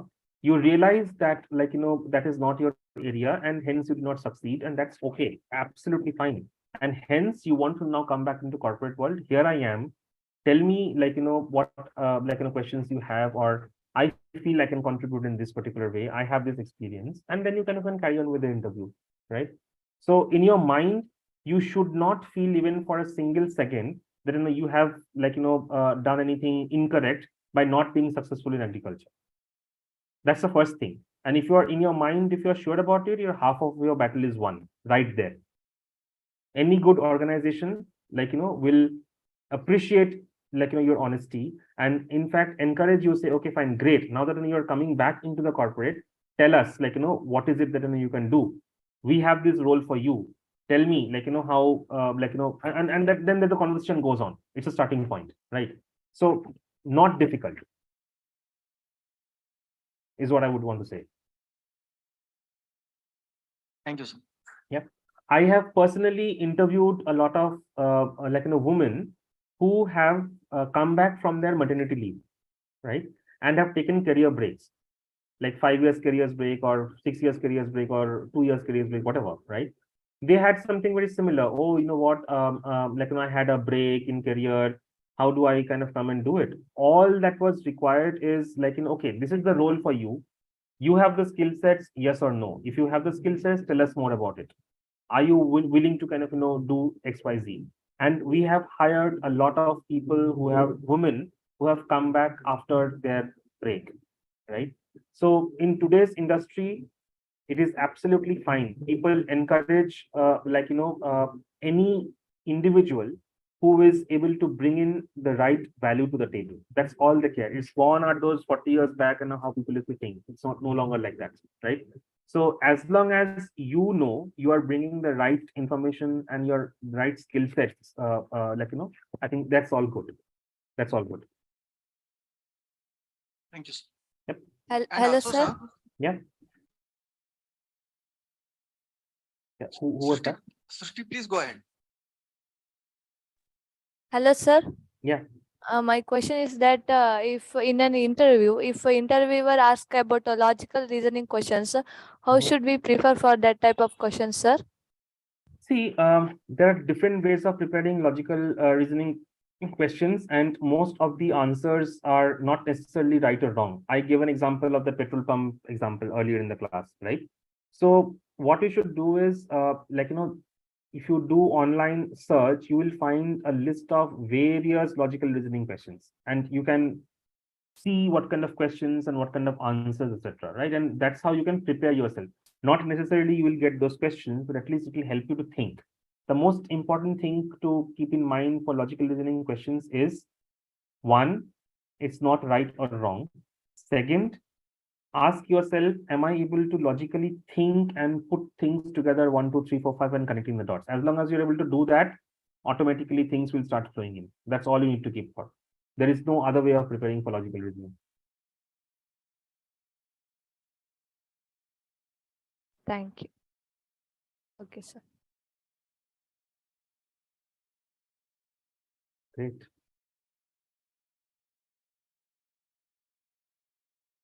Other questions? Hello, sir. Yeah. Sir, how to prepare CV, sir? For example, some will demand that we should have a photo in our CV, sir. And some people will say there should not be any photo. And some will say there should be 4 pages of CV, and some will say one or two is enough. So, Okay.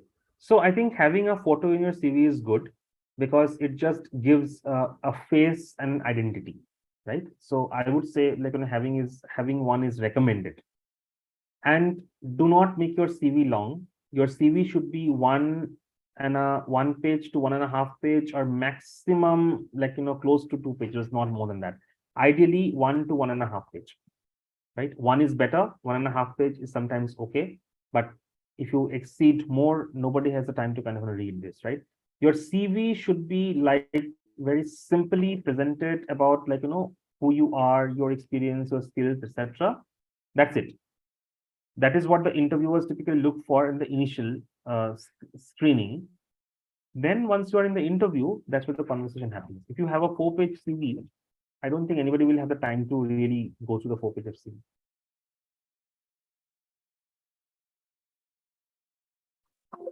Hope that was helpful.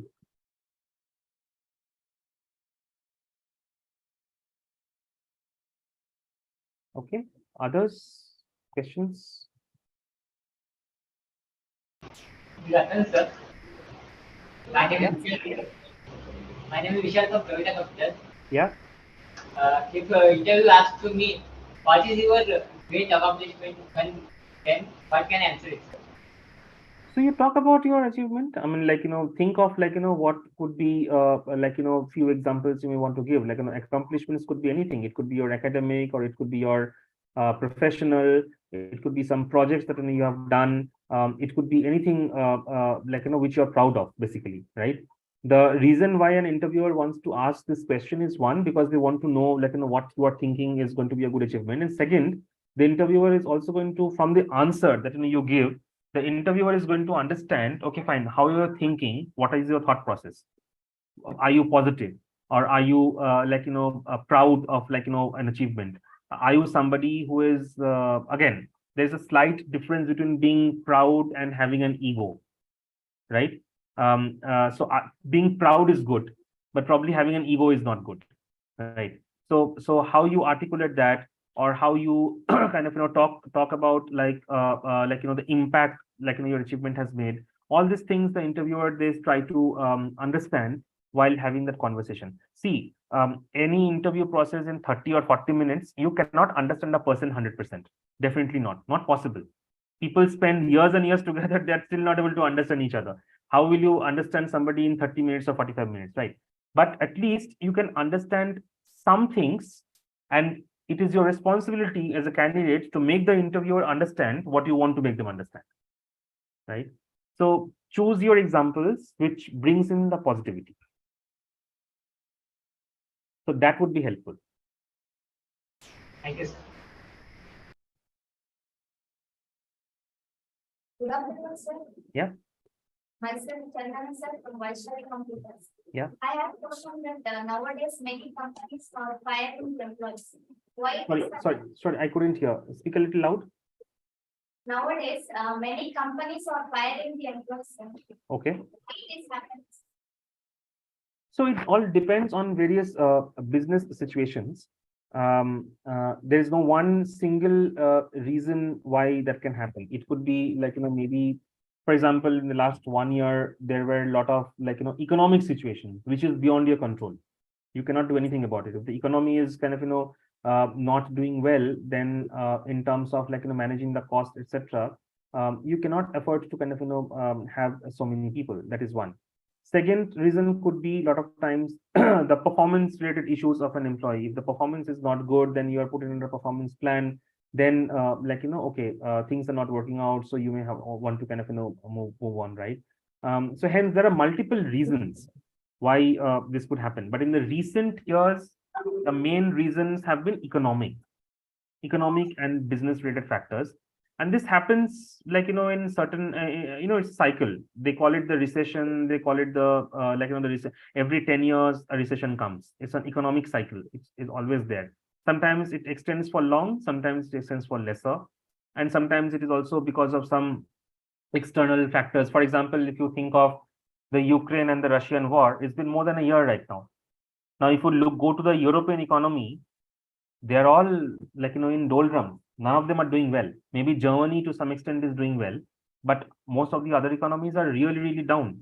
So imagine the number of people who are getting laid off, right? And if it's an MNC, then the same impact comes to India as well, because it's a global company. So they might have more layoffs, we may have lesser layoffs, right? So this is all a part of the economic situation. But again, I think I also feel that we are very fortunate to be in India, because India is kind of a growing economy. The opportunities that is present in India right now are way, way more than any other country. Even America also doesn't have so many opportunities, right? So it's a very good place to be in our country. And if we have the right skill sets, we can actually get into any kind of jobs. It's all about us, having the skill sets and the mindset to kind of get into the jobs, right? So I would say we are in a happy place compared to many other countries in the world. Thank you, sir. Sir, how to secure our jobs from firing, sir? Sorry, how can? How to secure our jobs from firing? See, again, the most important thing is to kind of be a performer. If you are really a performer, then chances are less that you will get fired, right? Even if it's an economic situation, people who are top performers, they have not been fired. So typically, I think that's the first thing to keep in mind, that how I should do well and how I should perform. Second is some things you don't have in your control. If it's a company-wide decision to kind of downsize, you cannot do much because it's an economic factor. So in those situations, you don't have much choice. But otherwise, just keep performing, and that's the only thing I would say. As long as you're keeping performing and you're doing well, it's all good. Thank you, sir. Yep. More questions?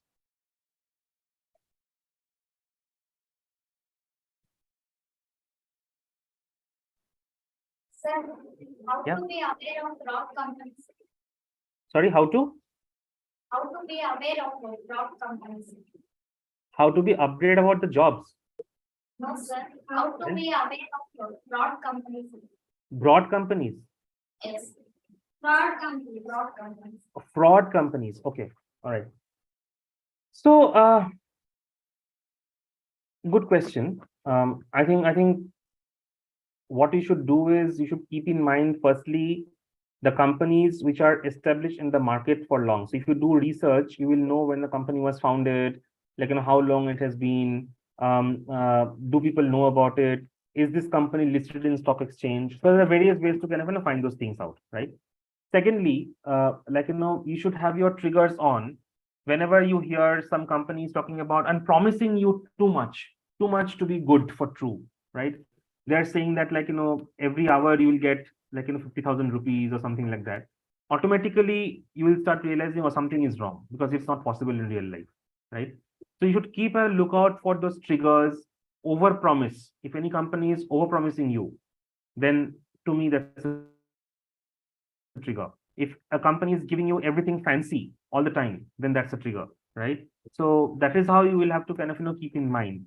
Lot of times companies reach out in a WhatsApp, or if saying that we are calling from HR consultancy, it's a per hour you will get 10,000 rupees. Those are all rubbish. You shouldn't be entertaining them. I think you should do a proper research. You should do a company research, and nowadays everything is available online. See if the company is listed, see if the company is well known, see if the company has a website which is coming up in search, how many employees are there. Go to LinkedIn and see if this company is there or not. There are people in this company who are there or not, right? Reach out to them, and you will find out that authenticity or not. You will find it out there. Thank you, sir. Sir, how can I improve my communication skills for interviews, sir? There's no shortcut answer to this. It's a constant practice. what you can do is you can listen to some communication skills, like, examples, what we have seen in the videos earlier, or in the YouTube. There are a lot of those coaches who will tell you how to communicate, etc. And you have to practice. It will not happen in one fine day. You have to practice. You have to kind of, really try that much. But the best way to practice is if you are preparing. The more you are preparing, the more you are able to kind of, talk that way, right? So you can always kind of, prepare, making down notes, or try to articulate that, like, maybe stand in front of the mirror or stand in front of the video camera, like, maybe your phone video or your laptop video, see, like, how you are speaking, and then see the recording, record it, and then later play that recording and see, like, how you're talking. You will understand that, like, how your communication is, right? So it's an ongoing process.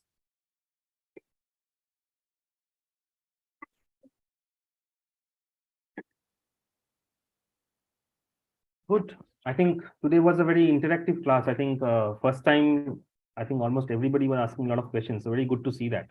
Very happy. So one more last question, sir. Yep. So, so as explained earlier, my career spans from 2006 to 2019, sir. So at 2019, my resume stops, sir. So after that, I am failed into agriculture, sir.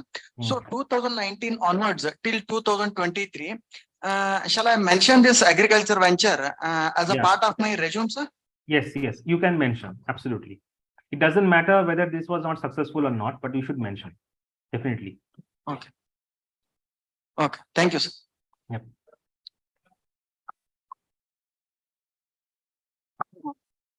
Okay, good. Any other questions? Anybody? Hello, sir. Yeah, who's that? Hello, sir. Yes. If an interviewer asks the question, where we should see the after the 5 years, what will be the answer, sir? Depends. What we should give the best answer, sir? I think it all depends on where you actually want to see yourself 5 years down the line, right? Different people will have different answers. There is no one standard answer, but you can say things like, I think you will have some aspirations, right? In the 5 years, maybe if you are starting now as particular, like, thing, you can say, like, I would want to grow into certain skill sets. If it's a particular kind of a job, you can talk about, like, what are the larger possibilities of those jobs, maybe a project management, maybe kind of, learning certain skills. And that is the way, like, you can say in 5 years down the line, you would like to grow. Definitely, you should talk about growth. But then again, there is no one standard answer, because what is your 5 years goal is very different from what my 5 years goal is and from what somebody else's 5 years goal is, right? But you can talk about, like, your aspirations for growth. You can talk about your aspirations to learn certain skill sets in the job. You can talk about, like, maybe probably project leading something, those kind of things. 3-4 things together. Thank you, sir. Yes, it's me, Sriram from Sistine Protect. I had a question, sir. Yeah. The interview asked me a question like, I have been placed for a particular post, but when I joined the company is putting me into a post that is of a bit higher salary. Actually, it's not the post that it was I gave on the interview for. Yeah. But they're putting into me for different post. They too don't know that what post I have applied for. So I will be trained of my work, but the salary would also be high. At that time, what should I do, sir? Accept it. It's good. You're getting paid higher, right? So accept it, but at the same time, ask the question that what could be the role, what is the potential. So get as many like information as possible from the organization. Yeah. Yes, sir. Like I need to contact the communicate with the organization. Like I was being here placed for some other post, and I put for some other post. Yeah. I need to communicate that, right? Yes, absolutely. Communicate that. First of all, thank them, number one. And secondly, no, sir. Actually, sir, they don't know that I have been placed that. They don't know. Like for them, I have been for that post itself. They don't know.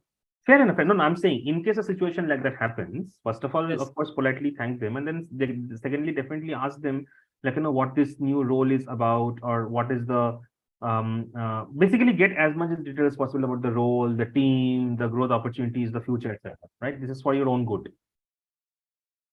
Yes, sir. Then after this, manager says, the person who interviewed me says that, okay, now they got to know that you are not put for this post. They'll put me in the post that I have been actually placed for, the one with the lower salary. So what should I communicate with that time? I don't think you should communicate anything much, because that was anyways the original post, like, you were applying for, right? So Yes. if that is what they're offering you, I think that should be okay. But in case they are offering you something different, that is where you should be asking them the question. Yes, sir. So my another question is, at the month and during the salary payment, the salary that I was set to get was 20,000, but I have got 40,000 in credited to my bank account. So what should I do that at that time? So you should ask your payroll and HR team. I don't know whether you can write an email to them, or you can speak with them, whatever is the process in your organization. You should ask, and you should look at your pay slip. Pay slip will give you, like, what the breakup is. And that should give you the answer. Yes. Maybe it's a joining bonus, I don't know, or maybe it's something else. It could be various other things, but it's always good to ask the payroll team and get a clarification from your payslip, because payslip will have, like, all the details. Yes, sir. Thank you, sir. Thank you. Okay, good. I think we can end our class today. We're almost on time. So nice, good interaction. I think this is good to see, like, everybody kind of interacted. So thank you so much. Great questions. And yeah, sorry, who's that? Sir, can you suggest job websites, sir, which we Sorry. can trust? Can Can't you hear. suggest some job websites, sir, which we can trust and we can post the resume? I think you can look into Glassdoor. You can look into LinkedIn. These are the two most reliable kind of sources where you can look for jobs. And then, of course, you can do a regular Google search and find out, like, if there are any other. For example, in India, you have a Naukri.com, you have Times Jobs, you have so many of these, right? But your most authentic is going to be LinkedIn and Glassdoor, which will give you the reviews and the feedback. LinkedIn will give you the different organizations, the kind of roles, the people who are working in these organizations. You can reach out to them. So it's quite valid that way.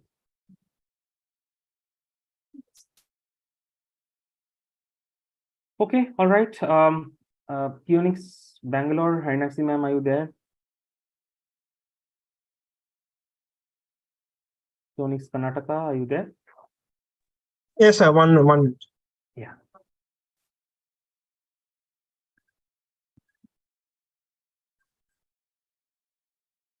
Good afternoon, sir. Yes, good afternoon. Thanks, ma'am. I think we are done with the class now. I think it's a very engaging conversation. So thanks, everybody. And we shall see in the next class, I think, which is in Sunday. And if any of the franchisees or any of the students, etc., has some topics like today, right? I think it was told to me before that, like, take a topic on interview, etc. If you can also check with them and let me know, I can prepare and we can have those customized topics and discussions. Okay, sir. By tomorrow, yeah. I'll inform you, sir. Yes, yeah, that will be good. Thank you so much, sir. Thank you, everybody. Thank you. Thank you, sir. Thank you, sir. Thank you, sir. Thank you, sir. Thank you, sir.